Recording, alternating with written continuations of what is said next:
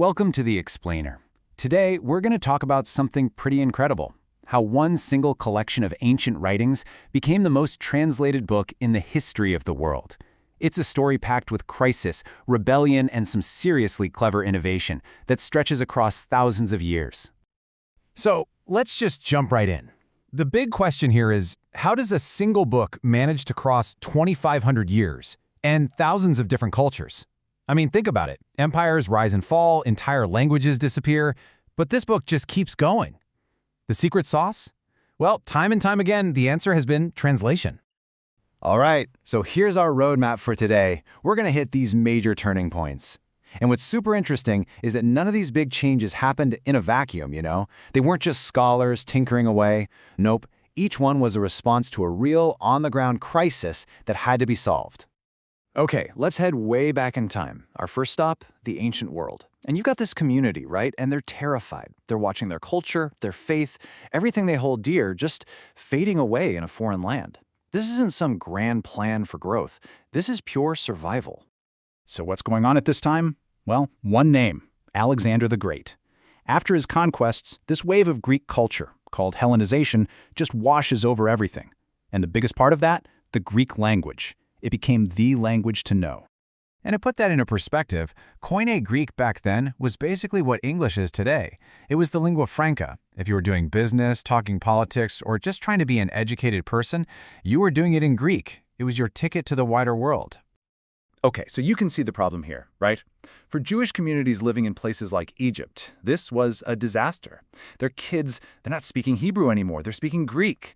And if you can't read your own sacred texts, what happens to your culture, your identity? It's facing annihilation.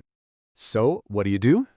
The solution they came up with was, well, it was totally groundbreaking. They decided to translate their most sacred texts into the language of the empire, into Greek. This translation, the Septuagint, wasn't just a book. It was a cultural lifeline. It saved their heritage. All right, fast forward a few hundred years. We're in the Roman Empire now, and they've got a whole new problem. It's not about a dying language this time. It's about having too many versions of the text, and they're all a mess. So by now, Latin is the big deal in the Western Empire, not Greek. But here's the catch: there's no printing press. Every single copy of the Bible has to be written out by hand. Imagine that. You've got scribes making mistakes, adding their own little notes. It was chaos. You could have 10 Bibles in one city, and they'd all say slightly different things. This was a huge headache for the church. So Pope Damasus I finally says, enough. And he taps this brilliant but notoriously cranky scholar named Jerome. He tells him, fix this mess. And Jerome, he basically locks himself in a cave in Bethlehem for nearly 30 years to get it done. What comes out of that cave is the Vulgate, a single, standardized Latin Bible. And here's what made Jerome such a big deal. He had this philosophy: sense for sense, and not word for word. See, a lot of people back then thought you had to do a super literal word-for-word copy. Jerome said, no way. He argued that the spirit and the meaning of the text were what mattered most. That was a radical idea, and it's one that translators still debate today. Okay, let's leap forward 1,000 years. And here's the irony: Jerome's Vulgate, the thing that was created to make everything clear and standardized, it's now the problem. It's become a barrier, locking the Bible away in a sacred language that almost nobody actually spoke anymore. And this sets up the central fight of the Protestant Reformation. It really boils down to this: who gets to read the Bible? The church establishment said, only us, only the trained priests in Latin. But the Reformers, they had a completely different view.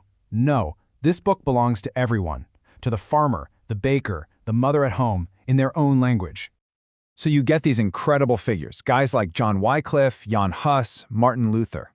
And for them, this wasn't just an academic exercise. They were risking their lives for this belief. They saw translating the Bible not just as a project, but as a revolutionary act. It was about setting people free. And this quote from Martin Luther just nails it, doesn't it?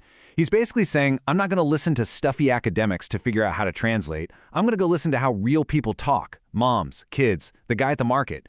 He wanted a Bible that breathed the same air as the common person. Okay, let's jump to the modern era. The problem has changed again. It's not about getting it out of Latin anymore. Now the challenge is sheer scale. We're talking about a global mission. How in the world do you translate the Bible for thousands of languages, especially when a lot of them don't even have a written alphabet? And sometimes, a huge movement starts with a single question. In 1917, a guy named Cameron Townsend is in Guatemala trying to sell Spanish Bibles, and a local Cachical man asked him, "If your God is so great, why doesn't he speak my language?" Wow. That question just hit Townsend like a lightning bolt. He realized the Spanish Bibles were useless, and that one moment put him on a path to use modern linguistics to translate the Bible for everyone, leading him to found Wycliffe Bible Translators. That innovative spirit is still alive and well. Take a newer method called MAST. It totally flips the old model on its head. Instead of one expert spending 30 years on a translation, MAST gets a whole team of local, bilingual speakers in a room together. They work collaboratively, checking each other's work, reading it out loud to make sure it sounds natural. It's faster, it's more community-driven, and it's a total game changer. Which brings us right up to the present day. We're at the final frontier. The last hurdle is just the enormous number of languages that still don't have a Bible.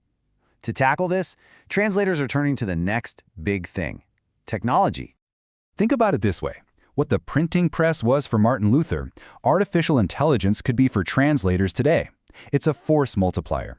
AI can churn out a first draft, spot inconsistencies, and basically handle a lot of the heavy lifting, freeing up human translators to do the really nuanced, creative work. And the goal they've set is, well, it's audacious. A whole group of organizations are aiming to use these AI tools to have a Bible translation started in every single known language by the year 2033. Their mission is to wipe out what they call Bible poverty once and for all. But, and this is a big but, all this incredible technology leaves us with a really deep question. For centuries, translation has been so much more than just swapping words. It's been about culture and faith and deep human understanding. So as AI gets better and better, can a machine really translate a sacred text? Or is there something, something essential, something from the human heart that a machine can never capture? That's the big question facing the next generation of translators.